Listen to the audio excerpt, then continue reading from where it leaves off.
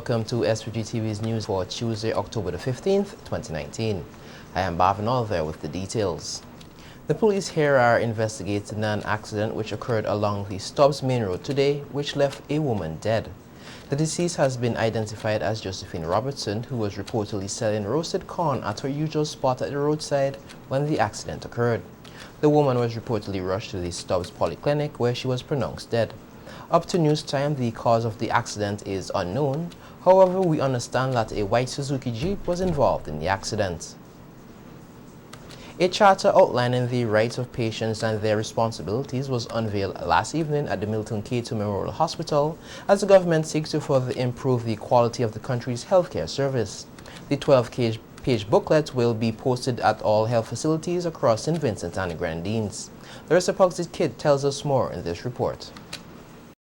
Several rights of patients are outlined in the Charter, which include access to health services, rights in medical consultation and decision-making, medicines, medical management, medical records, grievances and complaints, and miscellaneous rights. The document also highlights 14 responsibilities of patients. Minister of Health, Wellness and the Environment Luke Brown said that the rights of patients covers all Vincentians, regardless of who they are. Says that every person has the right to access available healthcare services and treatment as necessary without discrimination on the grounds of gender, sexual orientation, race, place of origin, political opinions, color, creed, religion, income level, age, disability, nature of health condition, or any social prejudice.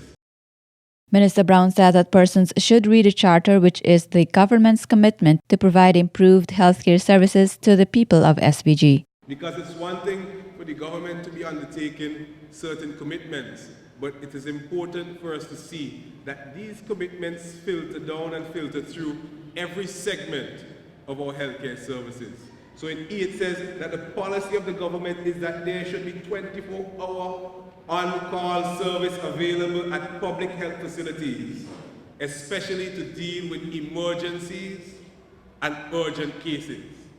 And this requires us to take some action to correct deficiencies in some areas of our health services. As it regards to the responsibility of patients, Prime Minister Dr. Ralph Gonsalves said everyone has a responsibility for his or her own health. The main causes of death in this country are those associated with diabetes and hypertension, cancer, heart problems, accidents, and criminal violence. Most of these causes are connected to personal behavior and lifestyles. So you have to be responsible also for your health. You have a personal responsibility for your health. Dr. Thomas is a skilled ear, nose, and throat specialist. But he is not a magician. So we have to take better care of ourselves. Other responsibilities included in the Charter are that patients shall accept all consequences of his or her own informed decisions, and in matters of health and in all other matters, the individual is always subject to the rule of law. Reporting for SVGTV News, Larissa Pugsy-Kidd. A dietitian attached to the nutrition unit in the Ministry of Health, Wellness and the Environment is advising persons here to pay attention to the food they consume as a way of combating the complex problem of obesity. We hear more in this report. Obesity is one of the most pressing and complex public health challenges currently facing countries, and SVG is no exception. Obesity is a major risk factor for a range of chronic non-communicable diseases and has been recognized as a serious challenge to global development. Within CARICOM, more than 60% of Caribbean adults are said to be overweight or obese, with prevalent rates exceeding 80% in some countries. Though the figures are not known for SVG, the disease is prominent. The obesity epidemic in the Caribbean is said to be driven primarily by the nutritional transition from the consumption of mostly local staples, fruits and vegetables, to large amounts of highly processed foods, sugar-sweetened beverages, which often lead to excessive amounts of body fat. Dietitian attached to the nutrition unit, Carver Weeks, said usually obesity results from a combination of inherited factors combined with environment and personal diet and exercise choices. She said dietary changes is key to avoid obesity. As fat builds up around your organs, around your body, you could have things like arteriosclerosis, which leads to the narrowing of your arteries due to like fat building up around your arteries. Of course, causing high cholesterol, having high lipids, and it all goes back to diet again. If we are consuming a lot of foods, we love fried foods, fried chicken, fried bakes. We do spinach cakes. We put a lot of oil in our things like our codfish. We would have fries and fish, fried fish. So it's cutting down on, how often you would have your fried foods. Consumption of fruits and vegetables is recommended by healthcare professionals to maintain a healthy lifestyle. Like anything else, it must be done in moderation. The cost associated with healthy foods is also difficult to maintain, and a dietitian highlighted some cost-effective ways persons can eat healthy. Promote adding more peas to your diet, simple things like to the soup, adding the peas because it's an excellent source of protein. And it's also like adding peas also to your rice. It also helps to lower glycemic levels in terms of your blood sugar, because the peas, because of the fiber, it will actually break down faster. Of times when we will have fruits in excess, as I will tell patients, we would have vegetables in excess. If you have simple things like pumpkin in excess, you could freeze that and put it away. Where you have your fruits, you could pretty much freeze them. Even simple things like our bananas, when they start to get overripe, we don't have to throw them away. We could freeze it, and then we can make other things like smoothies and so forth for times when we do have as much food in excess. Weeks said portion control is an issue as persons tend to eat too much of one food group. She said dietitians in the health system are willing and ready to assist persons to make better nutrition choices.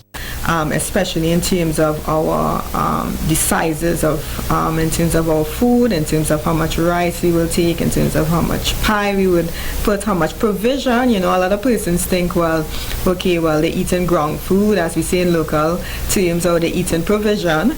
But yes, but it comes down to how much. You have yam, dasheen, cassava, edos, tanya, dumpling, and a lot of times you don't always add enough vegetables. So as dietitians, we do that in terms of our education.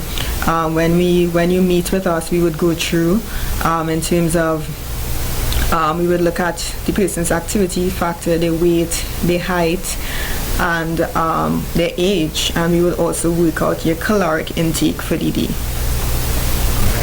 For SVGTV's Evening News, I am Marvin Oliver. A call was made today for the authorities to do more to protect the rights of persons who are differently abled.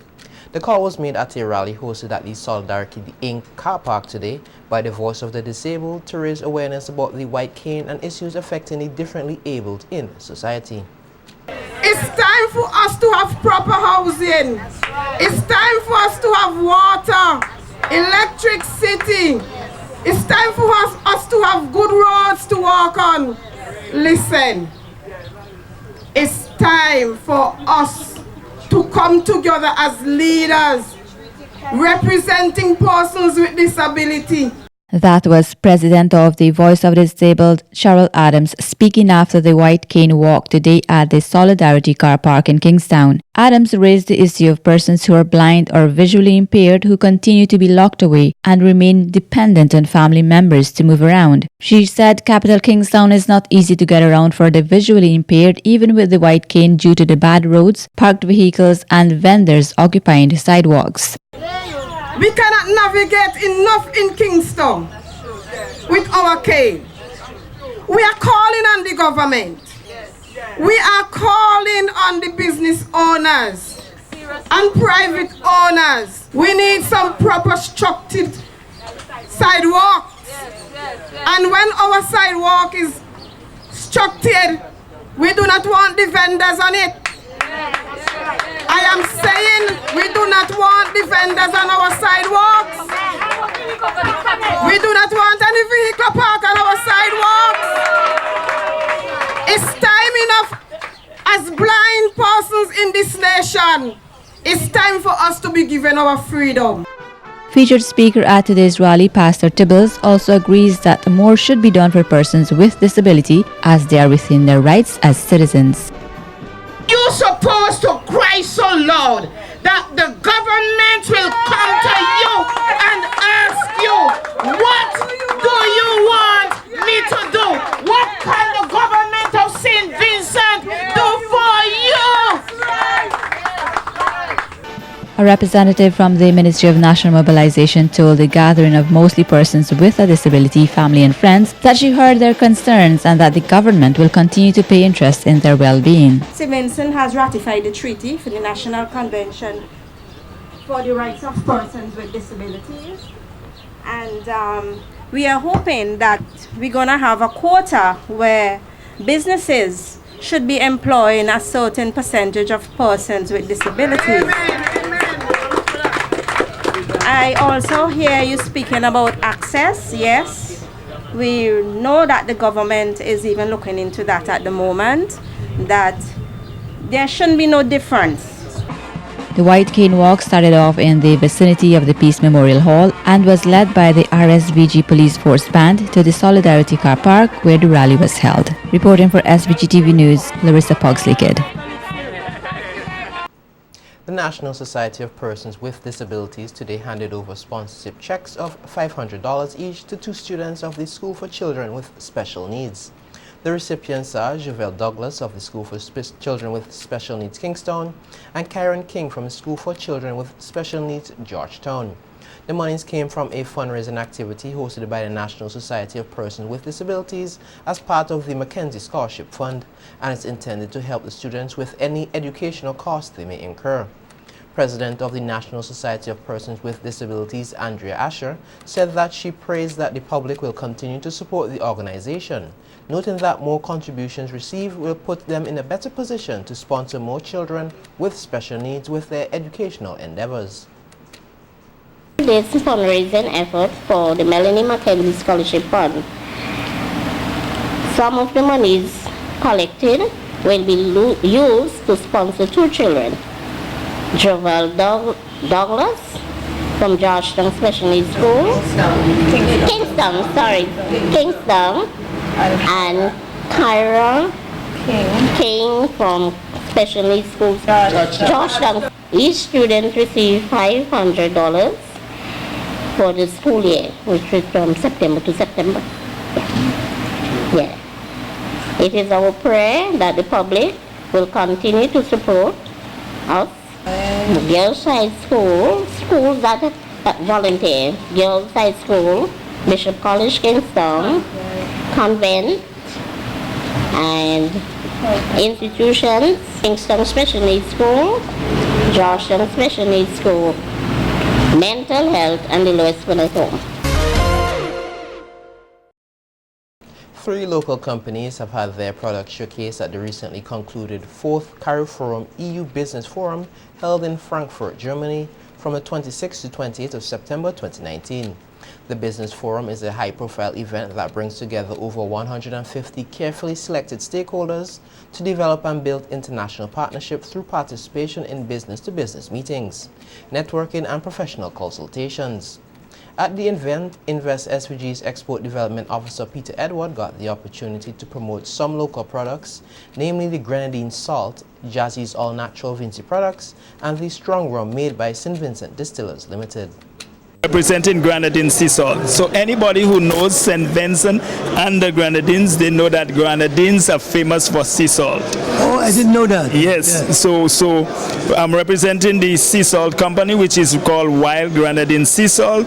It is a blend of different, they infuse different blends in there, like mango, lime, cinnamon, you know in the salt? In the salt. And she used again local ingredients. So you have a cinnamon soap, you have a moringa soap, you have coconut and olive and all those things, goat milk and those things. So she used almost all the local ingredients to get her products. And this one is the famous coconut vanilla. It smells very good. Yeah. Fantastic. And then we go to the distillery, St. Vincent Distillery. We are famous for the Sparrow. The Sparrow is available here in Germany. Already? Yes, already. Then we have the Sunset. The Sunset rum, we have a 94 proof. That is not going to fly. So we have the lighter version, which is 40%. And then we have the Captain Blythe. Minister of Trade and CARICOM Affairs from Grenada, Oliver Joseph, said there has been growing demand for Caribbean products on the European market, and he projects positive outcomes from this year's showcase at the CARIFORUM EU Business Forum. It's a real pleasure to be here in Frankfurt to witness this 4th CARIFORUM Trade and Investment Seminar. It is indeed good to bring CARIFORUM, the Caribbean, to Europe. This is an ideal opportunity for all our buyers and sellers to meet together. We hope coming out from this trade show, we will see improved trade between CARIFORUM and Europe. At the end of the 3-day forum, 3 memorandums of understanding were signed with specific partnerships to support the Caribbean export growth. Permanent Secretary in the Ministry of Agriculture, Raymond Ryan, has deemed a 4-day workshop taking place on combating illegal trade in endangered whiteside species from the Caribbean as timely. The training forms part of a regional training initiative targeting law enforcement officials in Barbados, St. Lucia and St. Vincent and Grenadines to address illegal wildlife trade, including applying international conventions on the illegal trade in endangered species of wild fauna and flora. Speaking at the workshop opening ceremony yesterday at the Methodist Church Hall, Ryan said the workshop will provide participants with the necessary information on local and regional laws which pertain to wildlife trade, as well as useful resources to carry out their work. It is my understanding from the trainers that the training will, 1, significantly enhance and investigate the skills and knowledge enhance the investigative skills and knowledge of officers engaged in the prevention and detection of wildlife crime in the Caribbean, of course in support of CITES. Secondly, it will foster greater interagency cooperation to support national and transnational wildlife crime responses. And thirdly, to identify needs and opportunities for further capacity building. In SVG, in St. Vincent and the Grenadines, there are a number of milestones, and I think you would have heard some of them from Cornelius this morning, which were achieved under the umbrella of CITES. We were one of the parties which approved the listing of conch and certain species of whales on Appendix 2. Ryan said the protection of endangered species is very important because annually, thousands of animals, in some cases humans, lose their lives through illegal wildlife trade. The trade is diverse, ranging from live animals and plants to a vast array of wildlife products, including food products, exotic leather goods, wooden musical instruments, timber, tourist curios, and medicines. Levels of exploitation of some animals and plant species are high, and their trade, together with other factors, such as habitat loss, is capable of heavily depleting their populations and even bringing the species to extinction. Many wildlife species in trade are, however, not endangered, but the existence of an agreement to ensure the sustainability of the trade is important in order to safeguard these resources for the future. The Agriculture Permanent Secretary noted that 5,800 species of animals and 30,000 species of plants are protected by the International Convention on the Illegal Trade of Endangered Species Against Exploitation. He said that the import and export of wildlife species covered by the International Convention should be authorized through a licensed system. Appendix 1 includes species threatened with extinction. Trade in specimens of these species is permitted only in exceptional circumstances. For example, if you want to send the parrot abroad, you can do so, but only under special circumstances and for research. Appendix 2 includes species not necessarily threatened with extinction, but in which trade must be controlled in order to avoid utilization incompatible with their survival. So, for example, the conch, and we have had significant number of CITES permits issued, and these are controlled by, of course, quotas set by the Fisheries Division, and that is where the advice would come from. There's a third appendix which contains species that are protected in at least one country, which has asked other CITES parties for assistance in controlling the trade.